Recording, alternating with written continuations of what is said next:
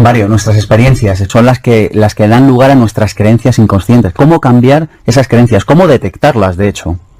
Bueno, las creencias que tienen más impacto en nosotros no somos conscientes de que las tenemos. Operan a nivel inconsciente. Es importante que sepamos que este tipo de creencias para nosotros son certezas incuestionables y están dirigiendo muchísimos de nuestros procesos mentales. La clave para saber cuándo una persona tiene una creencia limitante es observar el cuerpo. Cuando un ser humano se llena de tensión ante una situación determinada, cuando un ser humano siente que su cuerpo se bloquea, que su mente se nubla, en ese momento sabemos que una creencia limitante se está activando. En lugar de pensar que ese desafío es demasiado grande, yo invito a un momento de paz, un momento de serenidad y hacerse uno a sí mismo una pregunta. ¿Qué me estoy diciendo a mí mismo? ¿Qué me estoy diciendo a mí misma para sentirme tan insignificante, tan pequeño en esta situación? Qué difícil es eso, ¿eh? Es difícil porque las creencias inconscientes tienen, yo lo llamo su propio sistema inmunitario, su propio sistema para preservarse y mantenerse. Es mi experiencia que cuando buscamos espacios de soledad, espacios de tranquilidad, y hacemos esta pregunta y tenemos la paciencia de aguardar, surge una idea de un lugar muy especial. No procede, la sensación es que no procede de la cabeza, la sensación es que procede del cuerpo.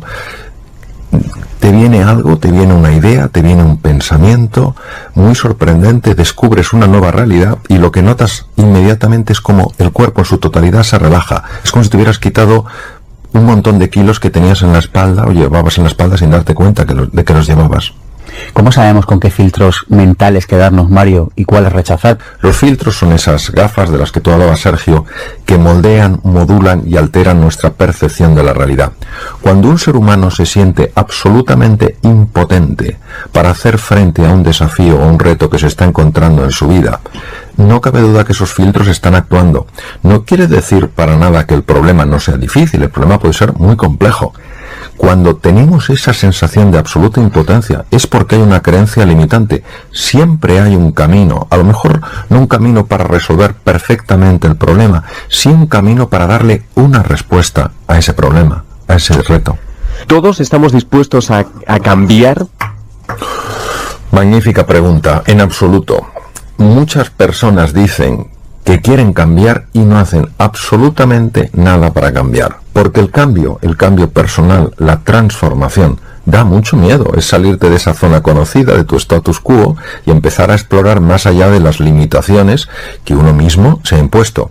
Cuando nosotros decimos yo soy aquí, nos estamos limitando a una descripción que hemos hecho de nosotros mismos que nos impide absolutamente explorar nuevas posibilidades y nuevas oportunidades para nuestra vida. Es la rigidez con la que nos definimos nosotros mismos la que en el fondo nos está limitando. Cuando una persona se ha definido con un papel, quitarte ese papel es quitarte tu sensación de valor. Empezamos a tener sensación profunda de vértigo y creemos que si expandimos los límites de nuestra personalidad ya no nos reconoceremos a nosotros mismos, y en el fondo lo que haremos será desplegar y permitir que florezca la verdadera naturaleza, la verdadera realidad que somos. Si una persona ante una situación de crisis, una situación de dificultad, una situación de inflexión en su vida, lo valora como una oportunidad para hacer un cambio fundamental en su forma de comportarse, en su forma de moverse, en lo que sea, en ese momento esa crisis le va a ayudar a explorar un campo nuevo. Si una persona ante una crisis empieza a valorarlo como una desgracia, como un espanto, como algo terrible, la propia emocionalidad que surge de ese diálogo interno le va a impedir encontrar posibilidades aunque las tenga delante de las narices. Es la valoración del evento lo que genera la experiencia en la persona. Hablas de la valoración del evento, Mario, pero ¿y qué pasa con el vocabulario que empleamos? Hay ya muchos estudios científicos muy sólidos que demuestran que cuando utilizamos palabras de tipo negativo y de forma continua, se cambia por completo la constelación hormonal, es decir, cambian las hormonas que hay en la sangre. Las palabras abren cajones emocionales y cajones experienciales en las personas. Por eso la palabra es un símbolo que abre todo un mundo de sentimientos en el ser humano. Las emociones, los sentimientos moldean, modulan nuestra percepción de la realidad. Por ejemplo, si yo ante un problema que es complejo empiezo a decir, es espantoso, esto es horroroso, esto es una desgracia, no hay quien lo resuelva, sin darme cuenta, además esto se ha podido fotografiar todo el proceso con técnicas modernas de neuroimagen, empieza a cambiar el funcionamiento del cerebro. Claro. Y al final el propio problema llega a tener tal envergadura que me siento completamente incompetente e insignificante para hacerle frente. Las palabras no se las lleva el viento, las palabras crean profundas realidades. ¿Cuál es la diferencia entre emoción y estado de ánimo? La diferencia es fundamentalmente cronológica. Nosotros tenemos emociones y vivimos en estados de ánimo. Por ejemplo, si yo por la mañana tengo un disgusto, sí, pues eso me genera una emoción que puede ser de frustración, de desencanto, de desesperanza, de lo que sea. Cuando eso se estanca, se enquista en el tiempo y esa emoción está permanentemente presente en mi vida, eso es un estado de ánimo.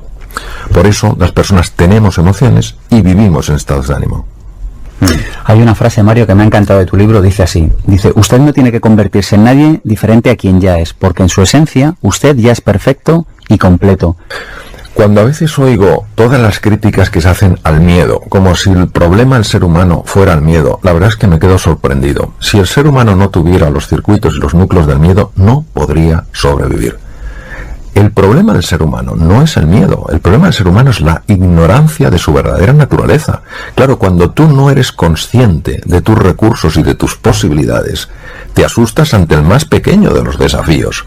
Claro que somos ignorantes de nuestra verdadera naturaleza. En un momento determinado de nuestra vida, cuando éramos chiquititos, hicimos una definición, una descripción de nosotros mismos, nos la creímos y ahora vivimos de acuerdo a esa descripción y no de acuerdo a nuestra naturaleza.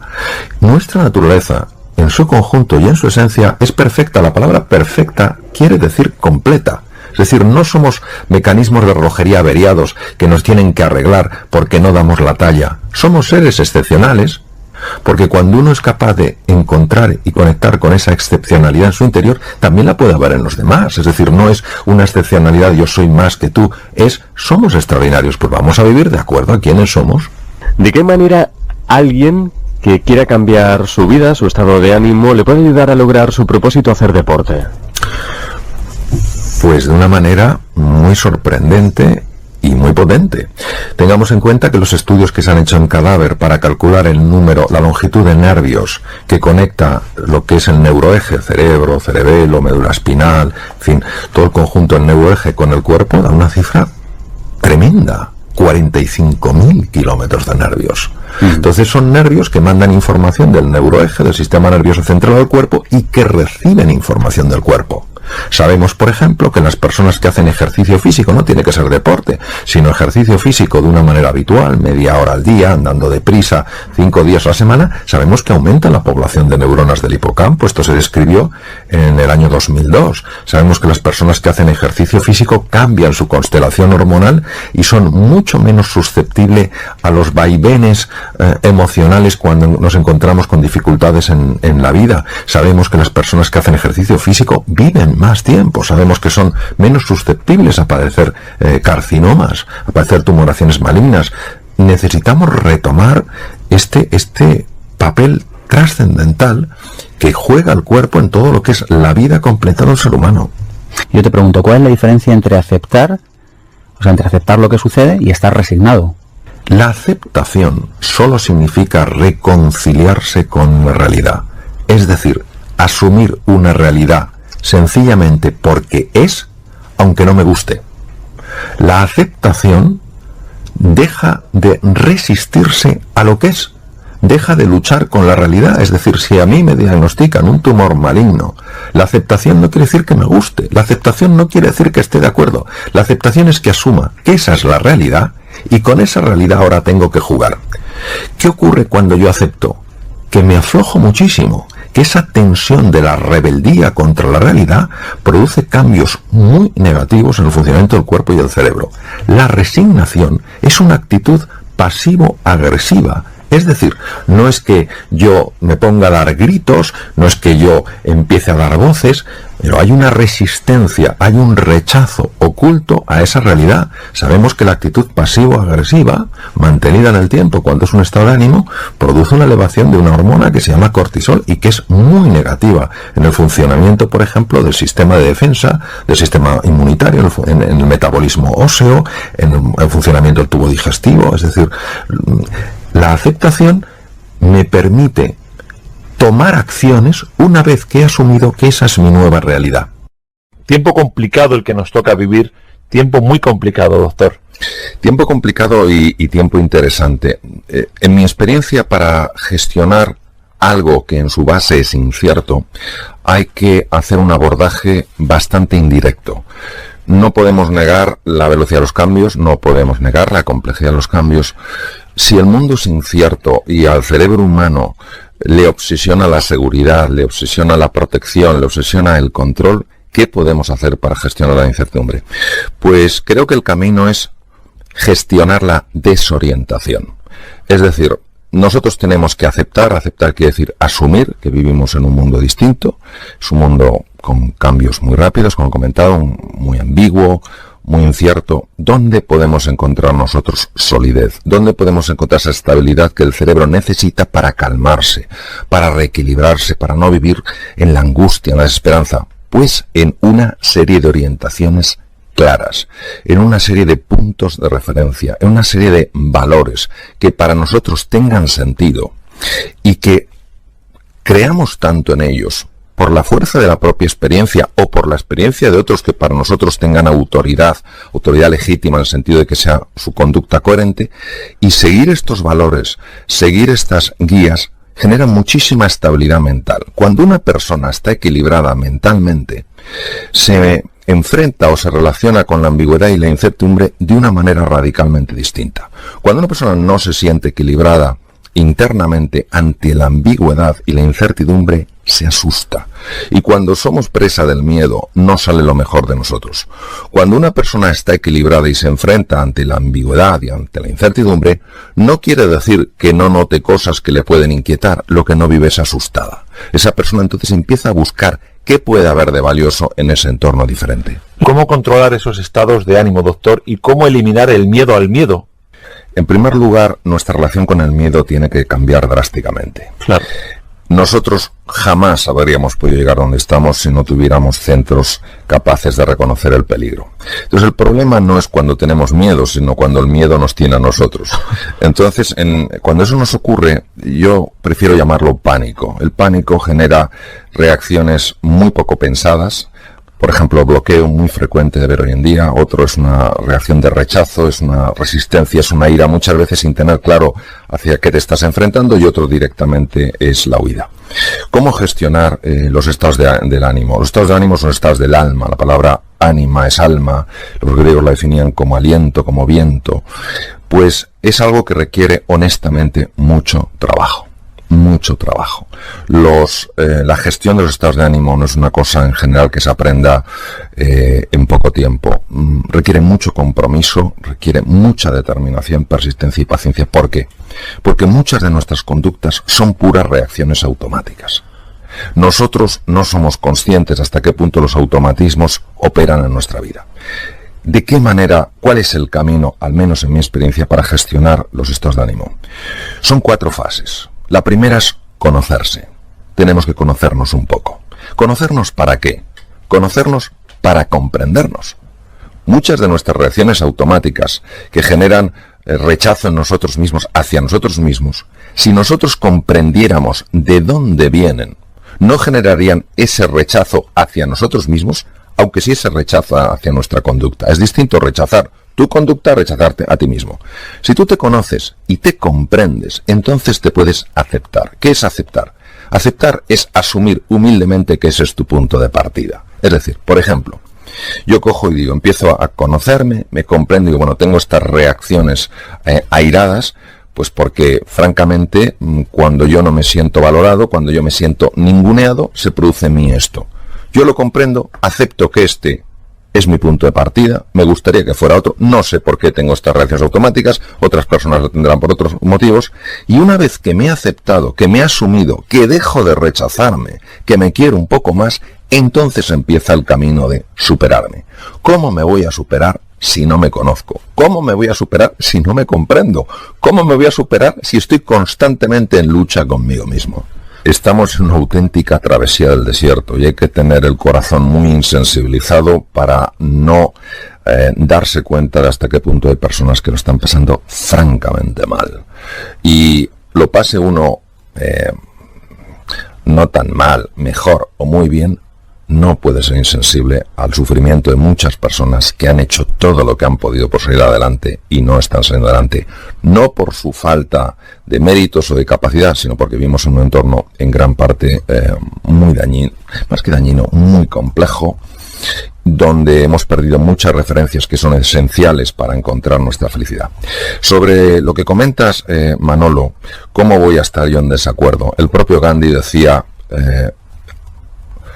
en su mundo de la India, una India muy compleja, una India con enorme grado de pobreza, decía, a un pobre no le hables nada más que de pan, no le hables de cohetes, no le hables de cosas raras. Pues lo mismo, es decir, a una persona que está pasando una situación muy compleja, que ve que no puede pagar su hipoteca, que ve que tiene dificultades con el colegio de los niños porque no puede pagarlos, etcétera, etcétera, si le hablas de planos elevados, tienes que hablarle, pero conociendo su realidad, entendiendo su realidad. Y el propio Maslow, que es en realidad en los años 30 el que generó todo el estudio de las necesidades humanas y a partir de ahí el resto de los científicos, pues de alguna manera lo que han hecho es seguir sus guías. Él decía que las necesidades fisiológicas son las básicas. Para hablar de la trascendencia, pues tienes que cubrir esas necesidades. Ahora bien,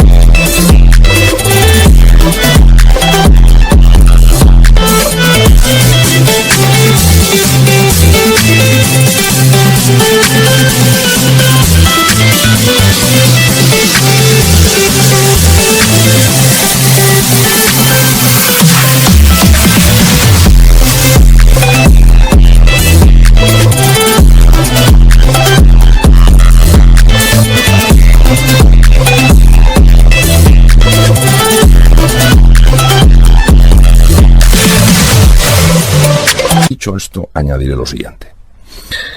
Hay personas que pasándolo muy mal no caen en la desesperanza. Hay personas que pasándolo muy mal no caen en el absoluto victimismo. Es decir, incluso en las peores circunstancias externas, ante las peores adversidades, la historia demuestra, no con muchos ejemplos, sí con algunos, que el ser humano es libre para tomar una resolución, que es la siguiente. Yo no puedo cambiar en este momento lo que me está ocurriendo. Yo sí puedo cambiar, aunque sea parcialmente, cómo estoy respondiendo frente a lo que me ocurre. A ver, yo no creo en las recetas mágicas, sí creo en las guías, sí creo en las referencias, sí creo en los principios y sí creo en los valores. Y creo que cuando una persona tiene unos principios claros, unos valores que le perfeccionan como persona, al final empieza a experimentar en su vida una transformación que puede tener tintes, entre comillas, mágicos. ¿Cómo no caer en la desesperación cuando a veces es casi imposible no caer en ella, doctor?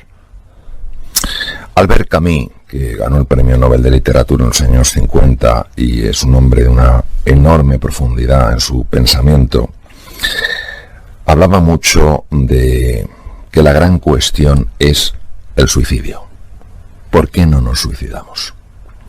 Y cuando nosotros nos hacemos esta pregunta tan dura, tan difícil y tan profunda, nos damos cuenta de que no nos suicidamos porque hay cosas en nuestra vida que son hermosas. Hay cosas en nuestra vida que son valiosas, aunque a veces, lamentablemente, no las valoremos. Y tenemos una tendencia muy frecuente y muy dañina a fijarnos en aquello que nos falta y no en aquello. Cuando nosotros nos hacemos una pregunta que es ¿qué tiene sentido en mi vida hoy? Y empezamos a salir de ese pozo de desesperanza, de esa negrura, nos daremos cuenta de que tenemos muchas cosas para sentir agradecimiento. Si nos enfocáramos un poco más en eso, lograríamos un mayor equilibrio en nuestra vida. Nosotros sabemos por estudios que existen en neurociencias que cuando una persona está más equilibrada, su cerebro funciona radicalmente, de una manera radicalmente diferente. Aumenta la conexión entre las neuronas, la neuroplasticidad. Esto implica que la persona aumenta sus capacidades cognitivas, aumenta su inteligencia, aumenta su creatividad, aumenta su imaginación y por tanto puede encontrar alternativas donde antes no había ninguna.